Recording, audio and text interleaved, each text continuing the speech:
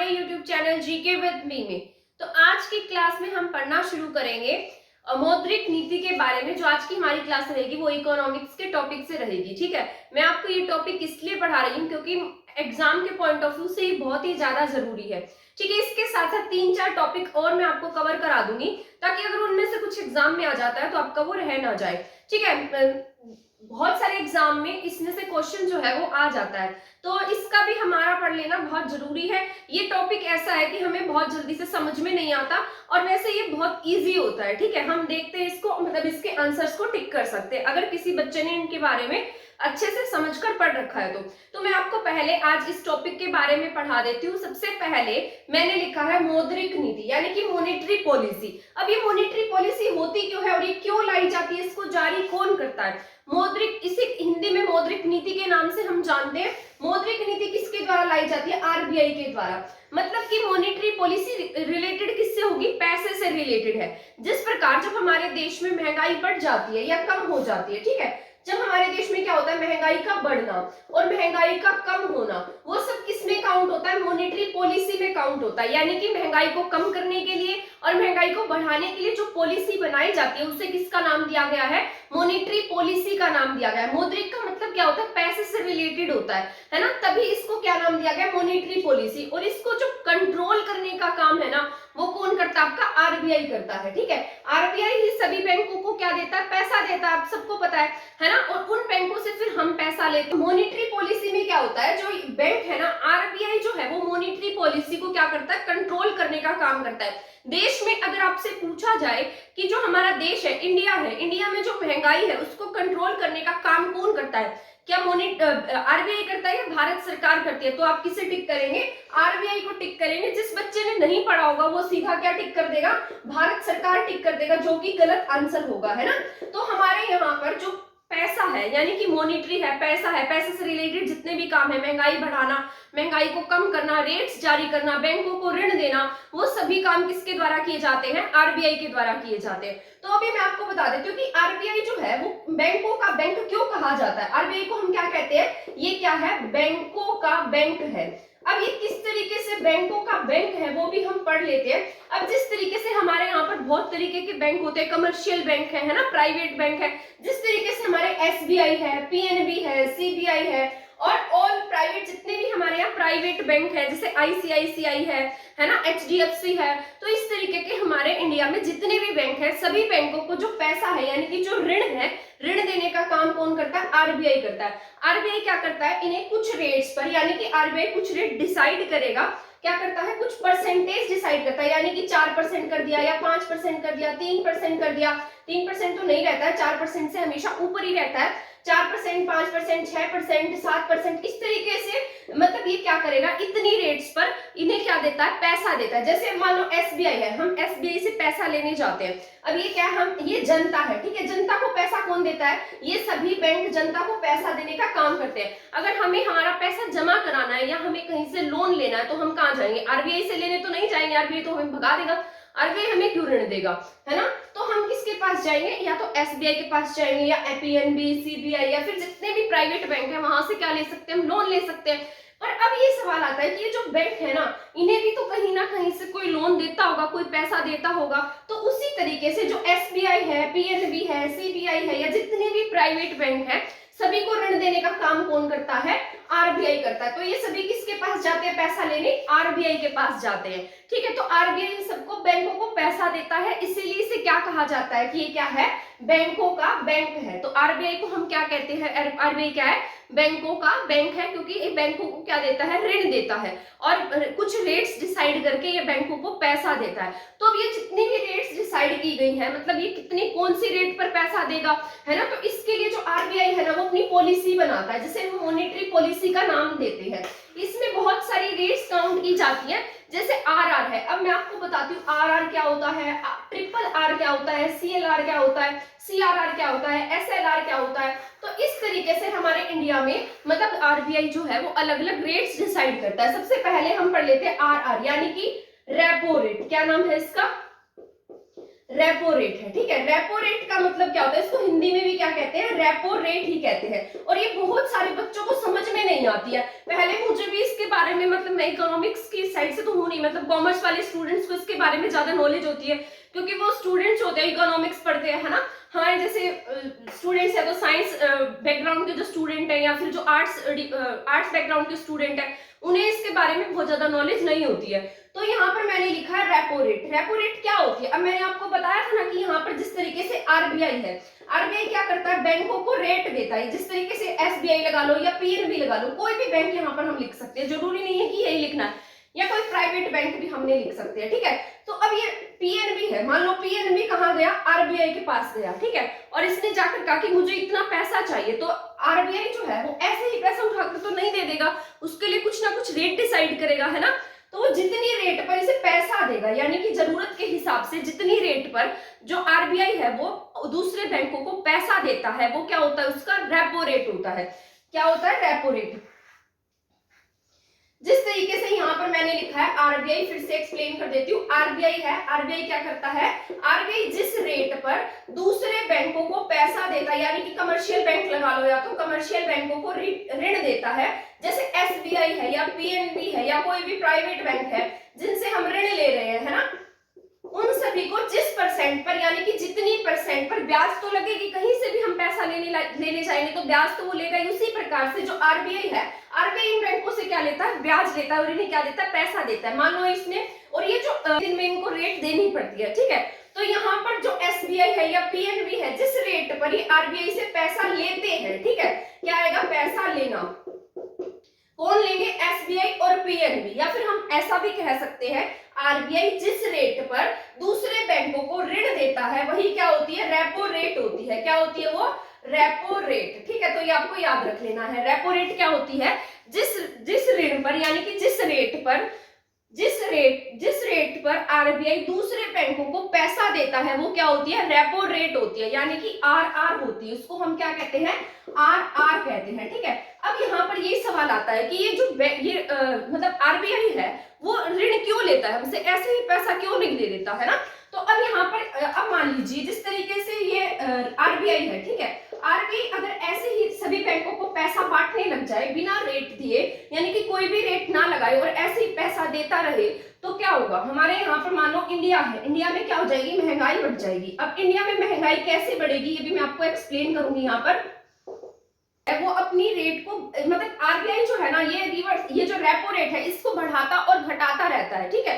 तो अब इसको बढ़ाने और घटाने के पीछे इसका क्या उद्देश्य है, मतलब इसको एक फिक्स्ड रेट क्यों नहीं रखता है, तो इसके पीछे भी मतलब कुछ ना कुछ लॉजिक है जिसके बारे में मैं आपको बताती हूँ। जो रेपो रेट होती है ना, इसको बढ़ाने के पीछे कारण होता है। मान लो कि पहले कम के बारे में पढ़ लेते हैं। वो रेट है ना, वो क्या है, हमारे इंडिया में कम हो गई है, यानी कि रेट क्या हो गई, इंटरेस्ट जो है वो कम हो गया, ठीक है।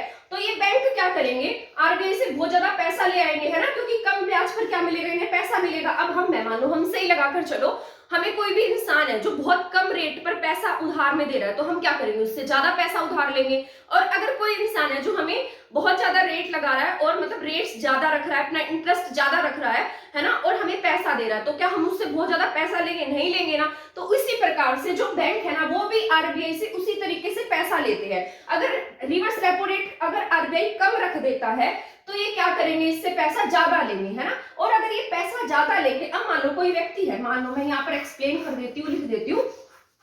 मान लो एक आदमी है ए, ठीक है, ये गया बैंक में, मान लो रेपो रेट क्या है, बहुत कम है, ठीक है, ये मैंने एक्सप्लेन कर दिया, रेपो रेट कम रखी है हमने। और ये आदमी ए है, ये कहां से पैसा लाया है, पीएनबी से लाया है, और ये पीएनबी किससे लेकर आया था, आरबीआई से पैसा लाया था, ठीक है।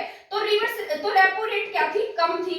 अगर रेपो रेट कम थी तो पीएनबी क्या लाया, ज्यादा पैसा ले आया, है ना, और ज्यादा पैसा लेकर आया, तो यहाँ पर इसको कम रेट पर पैसा मिला, तो ये भी क्या रखेगा, आगे अपनी रेट कम रखेगा, है ना। इसने अपनी रेट कम रखी, तो इसने, जो ए आदमी था वो पीएनबी से क्या लेने गया, पैसा लेने गया, इसको भी कम इंटरेस्ट पे क्या मिल गया, पैसा मिल गया। तो ये कैसे पैसा लेगा, ज्यादा पैसा ले आया बैंक में से, है ना, और ज्यादा पैसा लाने के बाद ये गया मार्केट में, ठीक है। इस तरीके से ये क्या आपकी मार्केट है, मार्केट में गया तो ये क्या करेगा, बिना ही मतलब सवाल जवाब किए, बिना प्राइस पूछे चीज ले लेगा, है ना।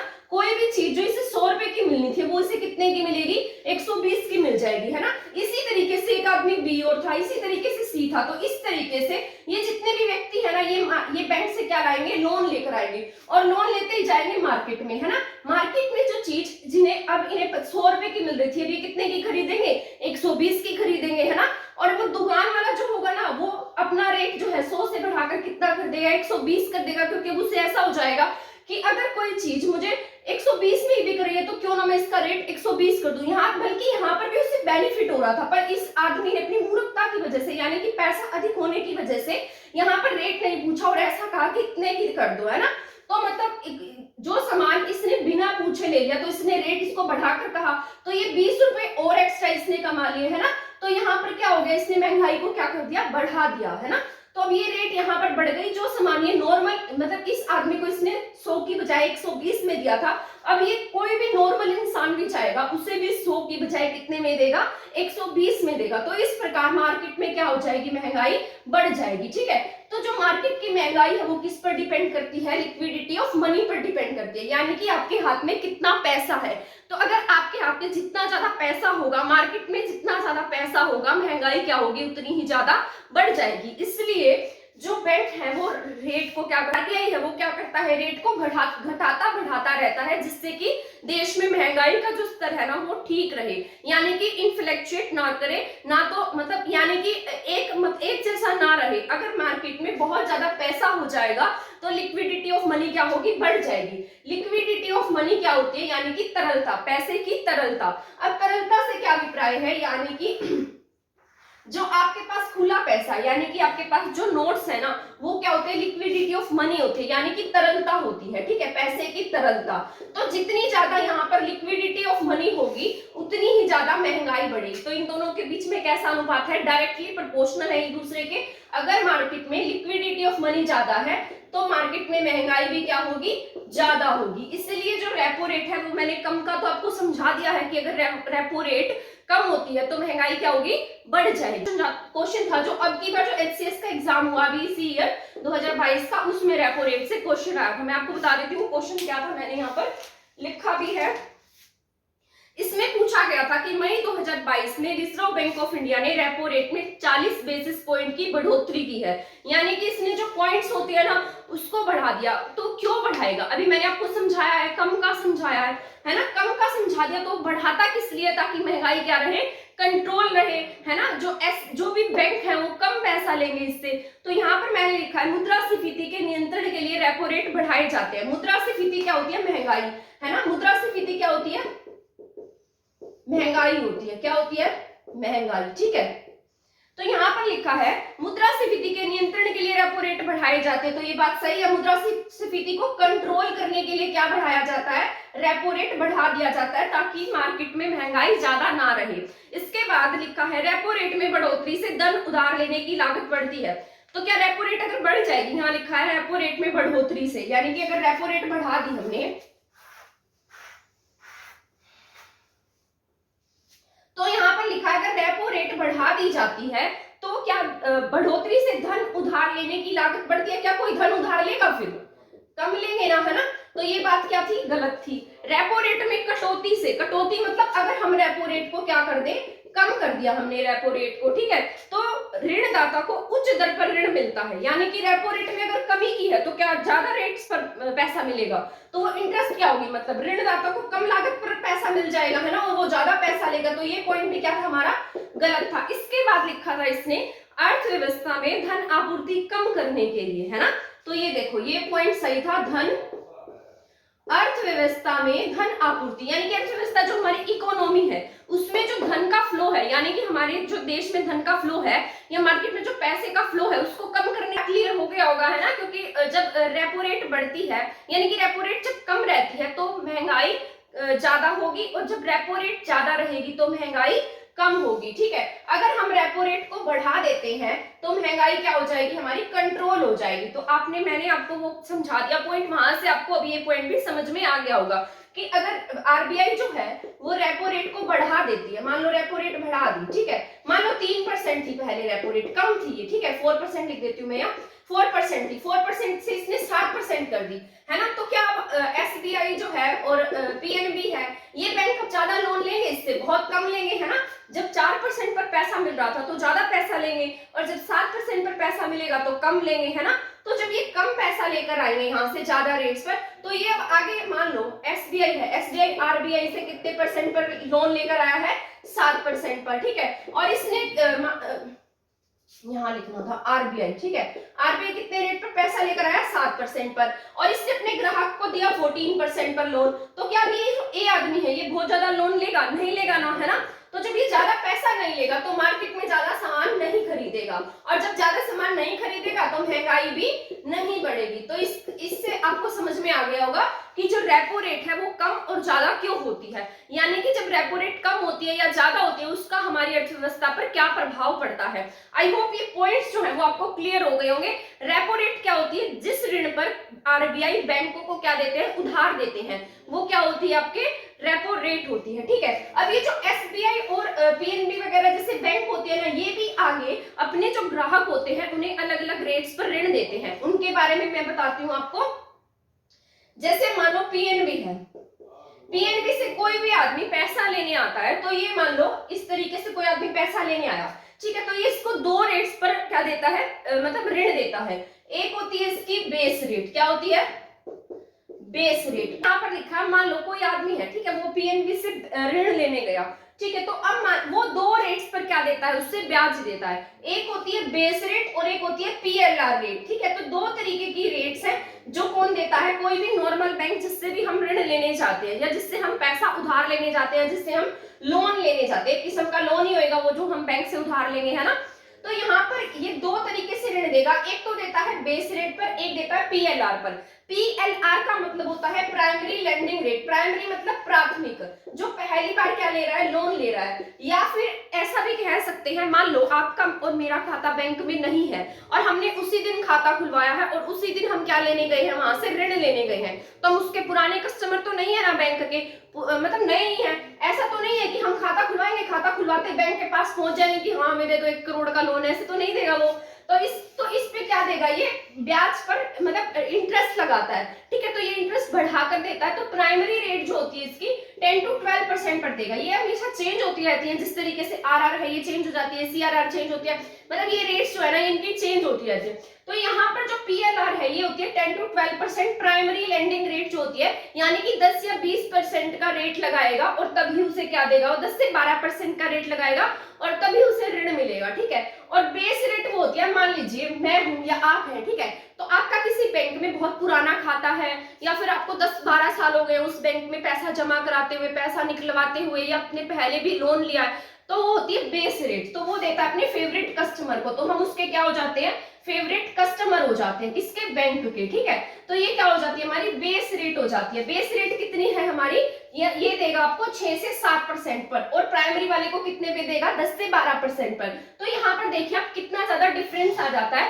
बेस रेट कितनी है, 6 से 7% जो अपने फेवरेट कस्टमर को देता है। इसके बाद है PLR यानी कि प्राइमरी लेंडिंग रेट, ठीक है, जो देगा किसी भी नॉर्मल इंसान को जो उसका पहले सदस्य नहीं है या फिर मतलब जो उसका फेवरेट कस्टमर नहीं है। आई होप ये पॉइंट आपको समझ में आ गए होंगे। रेपो रेट हो गया है, ठीक है, रेपो रेट बढ़ती है तो क्या होता है, कम होती है तो क्या होता है, ठीक है। और जो ये बैंक होते हैं, बैंक जो अपने कस्टमर को ऋण देते हैं 2 रेट पर देते हैं, एक होती है बेस रेट, एक होती है PLR, ठीक है। तो आई होप यहाँ तक तो आपको समझ में आ गया होगा। इसके बाद मैं बताती हूँ, कई बार ऐसा हो जाता है कि बैंकों के पास में पैसा खत्म हो जाता है, या फिर ऐसा लगा सकते हैं जैसे कोई फेस्टिवल आ जाता है, ठीक है, तो बहुत ज्यादा लोग क्या करते हैं, बैंकों से पैसा निकलवाने लगते हैं और बैंक के पास में पैसा खत्म हो जाता है। तो बैंक क्या करते हैं, 1 दिन के लिए RBI से क्या लेते हैं, लोन लेते हैं 1 दिन का। RR तो 0 to 14 डेज तक का था, 7 to 14 डेज का, और 1 डे का क्या होता है आपका, जो लोन RBI देता है 1 डे के लिए किसी भी बैंक को, तो इसमें क्या रखेगा, इंटरेस्ट वो बहुत ज्यादा रखेगा। कितनी रखेगा, इंटरेस्ट ज्यादा रखेगा, ठीक है। तो इसे नाम क्या दिया, 2 से 14 डेज के लिए ऋण देता है, और 1 डे के लिए जो रेट जो भी ऋण देगा उसे MSF कहते हैं। क्या कहते हैं, MSF। और जो ज्यादा दिन के लिए हम ऋण लेते हैं RBI से, उसे क्या कहा जाता है, ज्यादा दिन के लिए ऋण। तो अगर हमने ज्यादा दिन के के लिए ऋण लिया है या लोन लिया है उसे हम क्या कहते हैं, बैंक रेट। क्या कह देते हैं, बैंक रेट। यानी कि हमने नहीं, मतलब जिसने एसबीआई ने ज्यादा दिन के लिए अगर आरबीआई से लोन लिया है तो उसे हम क्या कहते हैं, बैंक रेट कहते हैं। और अगर एक दिन के लिए लोन लेता है तो उसे क्या कहा जाता है, एमएसएफ कहा जाता है। ठीक है, आई होप यहां तक समझ में आ गई होंगी आपको। इसके बाद मैं आपको बताती हूँ रिवर्स रेपो रेट के बारे में। किसके बारे में बात करते हैं हम यहाँ, रिवर्स रेपो रेट, आरआरआर। ठीक है, ये आपका बहुत इंपॉर्टेंट है, इसमें से क्वेश्चन आपके एग्जाम में आते हैं। पिछले एचसीएस के एग्जाम में एसएलआर से क्वेश्चन आया था, एसएलआर क्या होती है। ठीक है, और अब की बार एग्जाम में क्वेश्चन आया था सीआर, मतलब आरआर क्या होती है, रेपो रेट क्या है। तो आप इस टॉपिक को जरूर पढ़कर जाना है, क्या पता कोई क्वेश्चन आपके एग्जाम में आ जाए और आपके लिए क्लास जो है वो हेल्पफुल हो जाए। ठीक है, तो मैंने अब लिखा है आरआरआर। आरआर का मतलब क्या है, रिवर्स। रिवर्स मैंने उल्टा, आधे बच्चे समझ गए होंगे, है ना, रिवर्स रेपो रेट। ठीक है, रेपो रेट तो क्या थी, जिस ऋण पर बैंक मतलब आरबीआई क्या देते हैं, पैसा देता है दूसरे बैंकों को। अब रिवर्स है, उल्टा क्रम चला दो। यहाँ क्या था, पीएनबी, यहाँ क्या था, एसबीआई, यहाँ पे क्या थे, प्राइवेट बैंक, यहाँ क्या था, आरबीआई, है ना। तो जिस रेट पर, यानी कि अब ये जो है ना बैंक, अब ऐसा लगा लो कि मान लो जो पीएनबी है, एसबीआई है, अब ऐसा भी तो हो सकता है कि इनके पास बहुत ज्यादा पैसा हो जाए, कई बार छुट्टियां हो जाती हैं तो बैंक क्या हो जाते हैं, बंद हो जाते हैं। और जब बैंक बंद होंगे तो कोई भी यहाँ से पैसा लेने नहीं जाएगा और इसके पास क्या होगा, पैसा एक्स्ट्रा होगा। तो ये सोचेगा क्यों ना मैं कुछ ऐसा करूं जिससे मैं ना अपना पैसा आरबीआई को भेज दूं, है ना। आज चालाकी करता है ये बैंक, चालाकी करके क्या करेगा, सोचेगा कि मैं आरबीआई को क्या दे दूं, कुछ दिन के लिए पैसा इंटरेस्ट पर दे दूं, 4-5 दिन तक तो मेरे यहाँ पर कोई भी नहीं आएगा, 5-6 डेज की मेरे यहाँ छुट्टी है, तो मुझे क्या मिल जाएगा, इस पर ऋण मिल जाएगा, है ना। तो ये ऐसा सोचता है, क्या करता है, मतलब आरबीआई के पास जाता है, आरबीआई को कहता है कि आरबीआई मेरी बात सुनो, मेरे पास अब बहुत ज्यादा पैसा हो गया, तो प्लीज आप ऐसा काम करो कि ना मेरे से ना कुछ रेट्स पर आप क्या करो, पैसा ले लो, है ना। तो ये क्या करेगा, ये भी बहुत चालाक होता है, ये क्या कहता है, ठीक है मैं ना अपना तुम्हारा पैसा अपने पास तो रख लूंगा, पर उसके लिए तुम्हें जो रेट है ना वो कम दूंगा। किससे कम दूंगा, रेपो रेट से। किससे कम देगा, ये रेपो रेट से कम देगा। यानी कि जब ये खुद कितना चालाक है, आरबीआई खुद जब पैसा दे रहा था तो कितनी ज्यादा इंटरेस्ट पे दे रहा था, है ना। तो ये ज्यादा इंटरेस्ट लगा रहा था इसके ऊपर, किसके ऊपर, बैंकों के ऊपर, मतलब ज्यादा इंटरेस्ट में क्या देगा, पैसा देगा। और जब इनसे पैसा लेगा ना तो रेपो रेट से कम रेट में क्या लेगा, पैसा लेगा। अपने पास जब रखेगा तब तो बहुत चालाक है कि कम पैसे में रखेगा, कम इंटरेस्ट में रखता है। ठीक है, और जब इनको पैसा देता है तो ज्यादा इंटरेस्ट में देता है। तो देखो कितना चालाकी दिखाता है ये, है ना। तो यहाँ पे क्या है, आरबीआई जो है वो रेपो रेट जब जारी करता है, यानी कि जब बैंकों को पैसा देता है तब अधिक मतलब क्या लगाता है, रेट्स में देता है, यानी कि ज्यादा इंटरेस्ट में देता है ना। और जब इनसे पैसा लेता है, जब ये सभी बैंक आरबीआई को अपना पैसा जमा कराते हैं तो आरबीआई कम इंटरेस्ट में, किससे कम, रेपो रेट से कम में। ठीक है, रेपो रेट से कम इंटरेस्ट में अपने पास पैसा रखता है। आई होप ये समझ में आ गया होगा आपको। मैं यहाँ लिख देती हूँ ताकि आप कंफ्यूज ना हो जाएं। ठीक है, तो यहाँ पर अब हमने क्या क्या पढ़ा है, रेपो रेट और reverse repo rate. Repo rate वो होती है जिस ऋण पर यानी कि जिस ब्याज पर, इंटरेस्ट पर, आई लिख देती हूँ, जिस इंटरेस्ट पर आरबीआई किसे पैसा देगा, बैंकों को। तो ये याद रखना है, ये हमेशा क्या रहती है, इंटरेस्ट रेट ज्यादा, क्या रहेगी, ज्यादा रहेगी। आरआर वो होता है जिस इंटरेस्ट पर, यहाँ पर क्या आ जाएंगे, बैंक। ठीक है, आरबीआई की जगह क्या आ जाएंगे, बैंक। आरबीआई के पास अपना पैसा जमा कराते हैं या अपना पैसा उधार रखते हैं, यहाँ पर जो आरबीआई है वो इंटरेस्ट क्या रखेगा, कम रखेगा। ठीक है, आई होप ये पॉइंट समझ में आ गए होंगे आपको। मैंने लिखा था आरआर यानी कि reverse rate, sorry repo rate, क्या आएगा, रेपो रेट। सभी के नाम भी जैसे कि इंसान कंफ्यूज हो जाता है ना, तभी तो ये ऐसे क्वेश्चन पूछते हैं हमसे, रिवर्स रेपो रेट। तो यहाँ पर देखिए, अब रेपो रेट थी और रिवर्स रेपो रेट, ये आपको समझ में आ गई होगी, मैंने अच्छे से यहाँ एक्सप्लेन कर दिया है। फिर भी अगर आपको डाउट रहे तो एक बार मैं फिर से बता देती हूँ। रेपो रेट जिस इंटरेस्ट पर आरबीआई किसे ऋण देगा, बैंकों को देगा, और ये इंटरेस्ट क्या रखेगा, ज्यादा रखेगा। यहाँ पर है आरआरआर, जिस इंटरेस्ट पर बैंक किसको पैसा देंगे, बैंक आरबीआई को पैसा रखेंगे अपना उधारा, मतलब यानी कि ऋण पर रखते हैं, इंटरेस्ट पर रखेंगे, और ये क्या देगा, आरबीआई इस पर इंटरेस्ट कम देगा। तो ये पॉइंट आपको समझ में आ गए होंगे। बैंक रेट वो होती है जो ज्यादा दिन के लिए आरबीआई से ज्यादा पैसा उधार लिया जाता है जिस रेट पर, ठीक है। एमएसएफ वो होता है जो एक दिन का क्या हो, 1 डे का रेट होता है, ठीक है। पीएलआर वो होता है जो नॉर्मल ग्राहक को रेट देता है। बेस रेट वो होती है जिस रेट पर अपने फेवरेट कस्टमर को मतलब बैंक उधार देते हैं, ठीक है, यानी कि ऋण देते हैं। तो आई होप यहाँ तक ये पॉइंट्स जो है वो आपको समझ में आ गए होंगे। इसके बाद हम पढ़ लेते हैं 2 रेट्स और रह गई हमारी सीआरआर और एसएलआर, ठीक है। ये भी आपके एग्जाम के पॉइंट ऑफ व्यू से जरूरी है, इनको भी एक बार मैं यहाँ पर करा देती हूँ ताकि आपको उसमें भी कोई कंफ्यूजन ना हो और आप उसको अच्छे से समझ सकें, ठीक है। तो यहाँ पर मैं एक बार लिख देती हूँ, ठीक है। इसके बाद मैंने लिखा है सीआरआर और एसएलआर, इन दोनों को एक साथ पढ़ लेना, ये भी आपका इंपॉर्टेंट होता है। जैसे मैंने लिखा है सीआरआर, सीआरआर की पहले तो फुल फॉर्म हमें पता होनी चाहिए क्योंकि कई बार एग्जाम में फुल फॉर्म भी पूछ लेता है। तो मैंने यहाँ पर लिखा है कैश रिजर्व रेट। क्या होती है सीआरआर?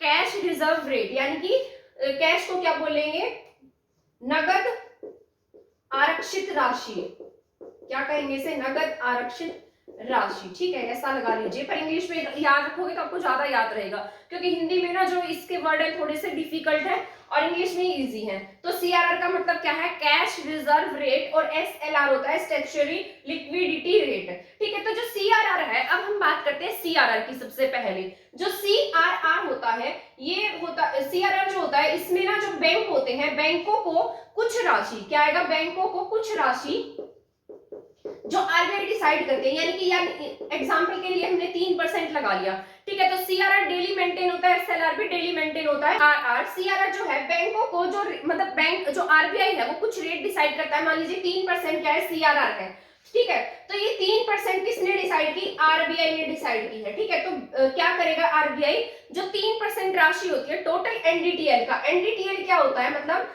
जो कुल जमा राशि है, यानी कि कुल जमा राशि, बैंकों में कुल कितना पैसा है, मतलब ऐसा लगा लीजिए आज क्या तारीख है आपके, आज 15 है, तो 15 को जितना पैसा सुबह क्या है आरबीआई के पास में, जितना पैसा 15 तारीख को जितना पैसा मान लो एसबीआई के पास है, ठीक है। तो उसका कुल जमा राशि, यानी कि इस तारीख को इसके पास मान लीजिए 7 करोड़ रुपए हैं, 7 करोड़ में से 3% जो राशि होगी वो एसबीआई को कहाँ जमा करानी होगी, आरबीआई में। ये जरूरी होता है और ये इसको मतलब जमा करानी ही पड़ती है, वरना क्या होता है, इस पर जुर्माना लगता है अगर ये एक दिन पैसा इसके पास जमा नहीं कराता है। तो 3% राशि इसकी किसे जमा करानी होगी, आरबीआई को, तो वो क्या होता है सीआरआर। और इस पर जो आरबीआई है ना, कोई भी किसी भी तरीके का ऋण नहीं देता है, तो आरबीआई क्या करेगा, सीआरआर रेट यही होती है कि जो आरबीआई है वो इसे ऋण नहीं देता, इंटरेस्ट नहीं देता है और अपने पास पैसा जमा करवाता है, अपने पास क्या कराएगा, पैसा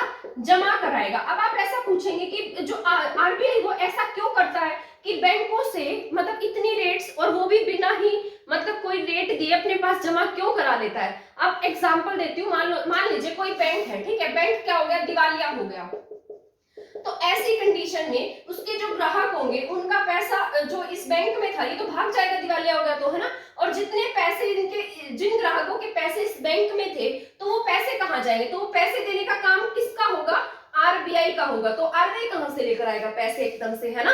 तो ये जो पैसा जमा होता है ना, ये इसीलिए होता है ताकि किसी कंडीशन में अगर कोई बैंक दिवालिया हो जाता है तो ऐसी कंडीशन में आरबीआई जो है वो अपने इन ग्राहकों को इनके जो पैसे हैं वो दे सके। तो इसीलिए क्या करता है, डेली सीआरआर मेंटेन करता है, डेली का जितना कुल जमा राशि होती है डेली मेंटेन होता है, क्योंकि एनडीटीएल जो होता है ना वो डेली क्या होगा, चेंज हो जाएगा। मान लीजिए आज 7 करोड़ राशि है, कल 10 करोड़ हो जाए, परसों 15 करोड़ हो जाए, है ना। तो उस डेली की जो राशि होती है ना उसके ऊपर 3% क्या लेता है, सीआरआर लेता है ना।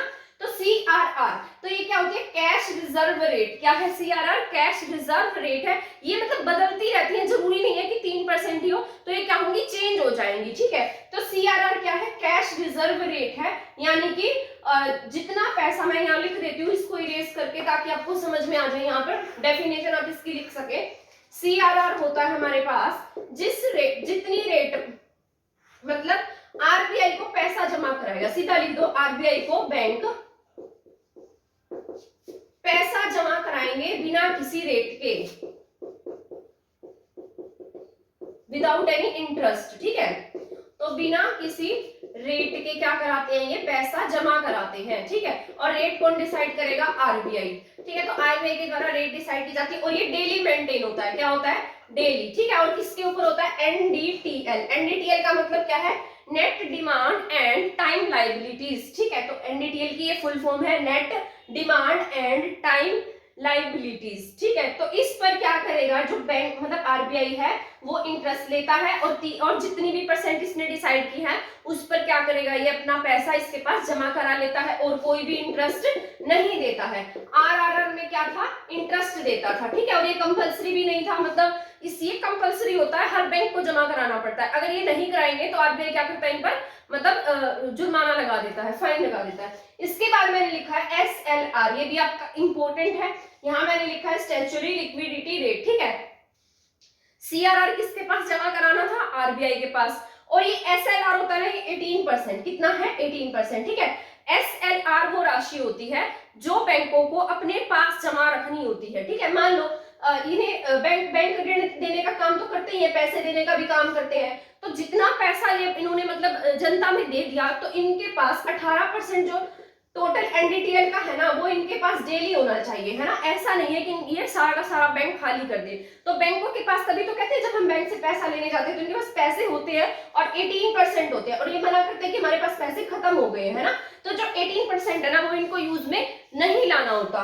एसएलआर वो रेट है जिस रेट पर जो बैंक है वो अपने पास आरबीआई के अकॉर्डिंग अपने पास जो पैसा रखते हैं उसे क्या कहते हैं? एसएलआर कहते हैं, ठीक है। जो पैसा अपने पास रखेंगे वो एसएलआर है और जो पैसा किसे देंगे? आरबीआई को देते हैं वो सीआरआर है। और इस पर कोई भी इंटरेस्ट नहीं होता। तो सीआरआर पर क्या नहीं होता? कोई भी इंटरेस्ट नहीं होता है। आरआर पर इंटरेस्ट होता है और वो अपनी मर्जी से मतलब जमा करा सकते हैं, लेकिन सीआरआर में ऐसा नहीं है। सीआरआर कंपलसरी होता है, हर बैंक को देना होता है और ये कितना होता है? मतलब आरबीआई के अकॉर्डिंग होता है, ठीक है। इस पर आरबीआई कोई भी ऋण नहीं देता। एसएलआर और सीआरआर डेली मेंटेन होते हैं क्योंकि इनका डेली एनडीटीएल बदलता रहता है, मतलब कुल जमा राशि क्या होगी? डेली इनकी चेंज होती रहेगी। एसएलआर क्या है? जो राशि इनके खुद के पास में होती है, जिसको ये खर्च नहीं कर सकते या जिस राशि में से किसी को भी ऋण नहीं दे सकते हैं, वो क्या होती है?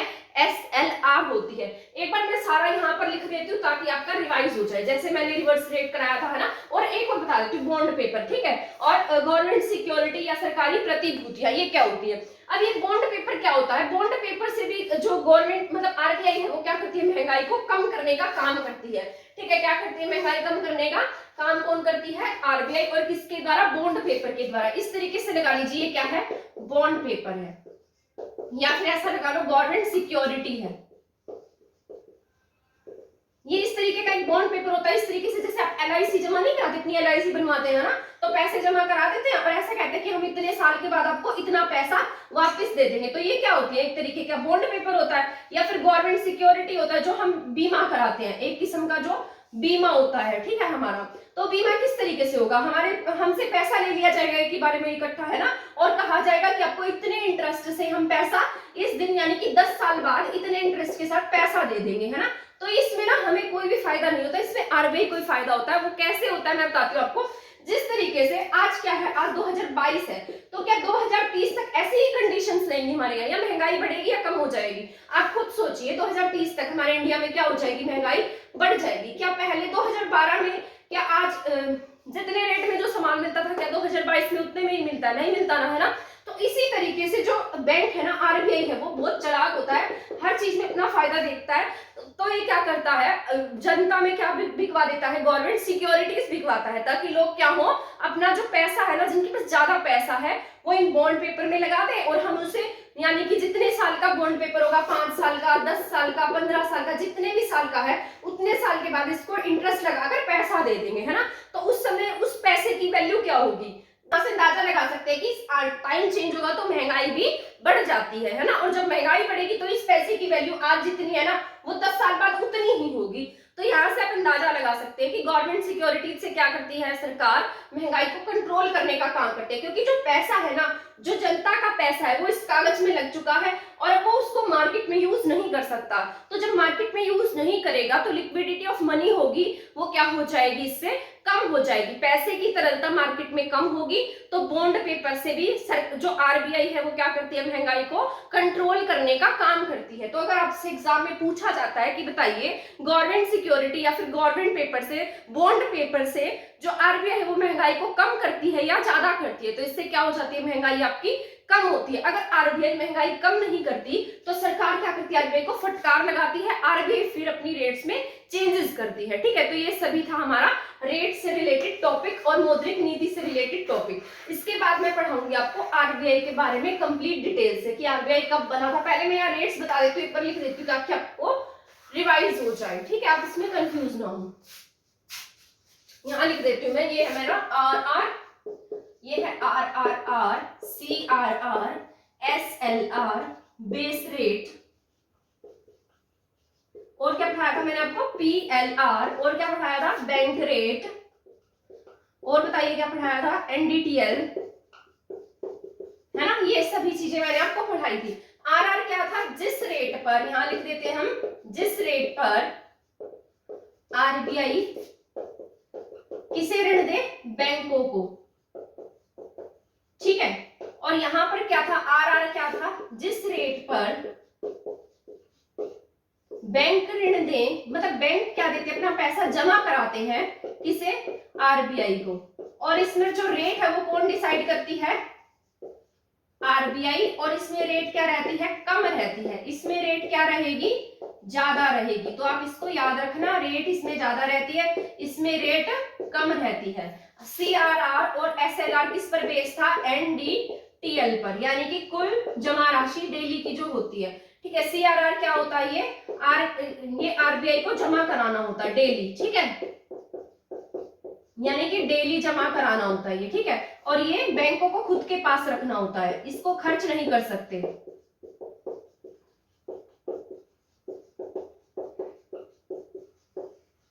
इसको खर्च नहीं कर सकते। ठीक है, खर्च नहीं, तो ये आपको याद रख लेनी है। सबसे पहले आरआर है, यानी कि रेपो रेट। इसका मतलब क्या था, रेपो रेट। तो ये क्या थी, जिस रेट पर आरबीआई क्या देगा, बैंकों को लोन देगा, और इस पर जो रेट होगी वो कौन डिसाइड करेगा, आरबीआई डिसाइड करता है। ठीक है, और ये हमेशा रिवर्स रेपो रेट से क्या रहती है, आपके ज्यादा रहती है। इसके बाद मैंने लिखा था आरआरआर, जिस रेट पर, यानी कि जिस रेट पर बैंक जो है वो अपना पैसा जमा कराएंगे आरबीआई को, और ये रेट कौन डिसाइड करता है, आरबीआई डिसाइड करता है। ये हमेशा रेपो रेट से कम रहती है। ठीक है, इसके बाद था सीआरआर। सीआरआर और एसएलआर दोनों डेली मेंटेन होते हैं। एनडीटीएल का मतलब होता है डेली की कुल जमा राशि। ठीक है, यानी कि बैंकों में आज की तारीख में कितना पैसा है, आज के दिन कितना पैसा है, ये आरबीआई को जमा कराना होता है डेली। ठीक है, और नहीं कराएंगे तो बैंकों पर यानी कि जुर्माना लग जाएगा। ये होता है एसएलआर। एसएलआर होता है बैंकों को खुद के पास जमा करना पड़ता है पैसा। ठीक है, इसके बाद बेस रेट होती है जिस पर अपने फेवरेट कस्टमर को क्या देगा, लोन देगा। पीएलआर होती है जिस पर नॉर्मल कस्टमर को लोन मिलेगा, और बैंक रेट वो होती है जो मतलब लंबे समय तक के लिए ऋण दिया जाता है। एनडीटीएल क्या था हमारे पास में, ये कुल जमा राशि। ठीक है, एमएसएफ वो था जो यानी कि एक दिन के लिए जो बैंकों से ऋण लिया जाता है। आई होप ये पॉइंट जो है वो आपको समझ में आ गए होंगे। तो आज की क्लास हमारी यहीं खत्म होती है। नेक्स्ट क्लास में मैं पढ़ाऊंगी आपको आरबीआई के कंप्लीट आरबीआई के टॉपिक के बारे में। इसके बाद टैक्स का टॉपिक पढ़ाऊंगी और एक समितियां पढ़ाऊंगी। समितियां आपके एग्जाम में जरूर आती है। ठीक है, तो मैंने बहुत सारे एग्जाम ऐसे देखे हैं जिसमें समितियों से क्वेश्चन आता ही आता है, और इस तरीके से देता है। पॉलिटी की समितियां और इकोनॉमिक्स की समितियां सभी एक साथ एक ही क्लास में पढ़ा दूंगी, ताकि आपको वो सभी एक ही जगह अवेलेबल हो जाए। ठीक है, तो जैसे रकड़ वाला समिति है ना, जो गरीबी रेखा के निर्धारण के लिए, दांता वाला समिति है, तो अलग अलग समितियां बनाई हुई थी, उनके बारे में पढ़ा दूंगी। ठीक है, तो प्लीज अगर आपको ऐसा लगता है कि ये क्लास किसी स्टूडेंट के लिए हेल्पफुल हो सकती है तो प्लीज इसको शेयर करना ना भूलें। और आज की क्लास में इतना ही है। इसी तरीके से और क्लासेस देखने के लिए हमारे चैनल के साथ बने रहें। थैंक यू, धन्यवाद।